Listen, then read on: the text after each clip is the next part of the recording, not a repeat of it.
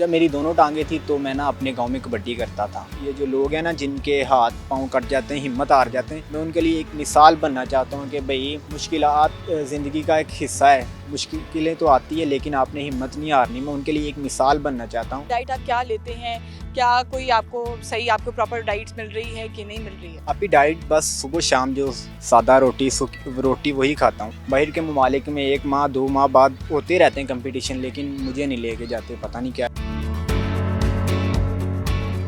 एक टांग पर दौड़ना और फिर हाई जंप लगाना कहने में तो काफ़ी आसान है लेकिन करने में काफ़ी ज़्यादा मुश्किल।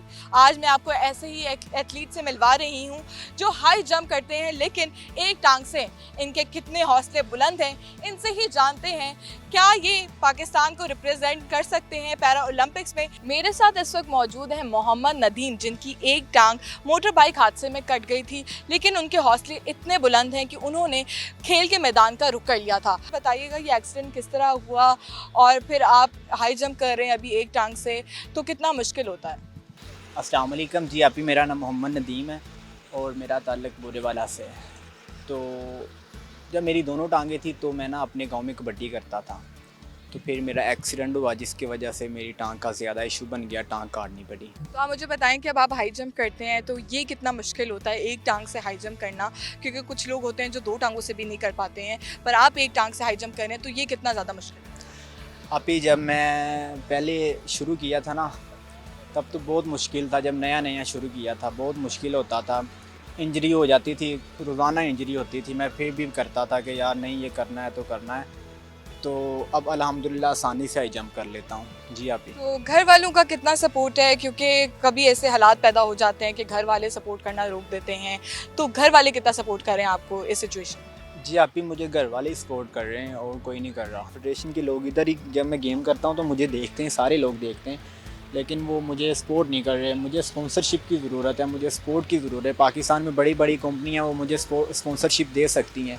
हुकूमत को चाहिए कि मुझे स्पॉन्सरशिप दे और मैं अपने पाकिस्तान का नाम रोशन करूँ। ये जो लोग हैं ना जिनके हाथ पाँव कट जाते हैं, हिम्मत हार जाते हैं, मैं उनके लिए एक मिसाल बनना चाहता हूँ कि भाई मुश्किलात ज़िंदगी का एक हिस्सा है। मुश्किलें तो आती है लेकिन आपने हिम्मत नहीं हारनी। मैं उनके लिए एक मिसाल बनना चाहता हूँ और अपने पाकिस्तान का नाम रोशन करना चाहता हूँ। अपने पाकिस्तान के लिए पैरा ओलंपिक में से गोल्ड मेडल इंशाल्लाह अल्लाह ने चाहा तो एक दिन अपने पाकिस्तान के लिए पैरा ओलंपिक में से गोल्ड मेडल लेके आऊँगा। तो आपकी डाइट क्या है, क्योंकि हाई जंप करने के लिए एथलीट के लिए उसकी डाइट सबसे ज़्यादा इंपॉर्टेंट होती है, तो डाइट आपकी क्या है? डाइट आप क्या लेते हैं?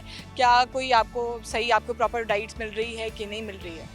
अभी डाइट बस सुबह शाम जो सादा रोटी वही खाता हूँ और कुछ भी नहीं खाता इसके साथ। तो इन द एंड ये बता दें कि अगर आपको यहाँ पे सपोर्ट की जाए तो आप कितना पाकिस्तान को रिप्रेजेंट कर सकते हैं? आगे कौन से इवेंट्स आ रहे हैं उनके लिए आप ख्वाहिश कर रहे हैं कि पाकिस्तान को आप रिप्रेजेंट कर सकें?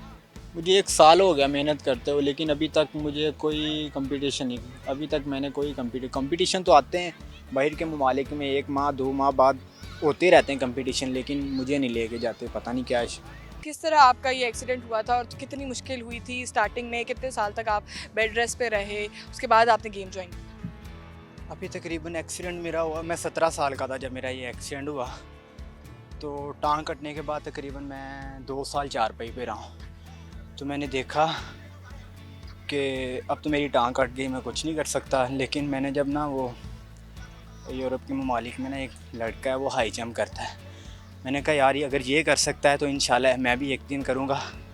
अब अल्लाह का शुक्र है हाई जंप करता हूँ इधर पंजाब स्टेडियम में जी। आप ही तो यहाँ पे जो लोग हैं वो देखते हैं आपको, डिमोटिवेट करते हैं या मोटिवेट करते हैं, जो खुद एथलीट्स हैं जो खेल रहे होते हैं? अभी जब मैं नया आया था ना लोगों ने बड़ी बातें की, यार एक टांग है, ये हो जाएगा वो हो जाएगा।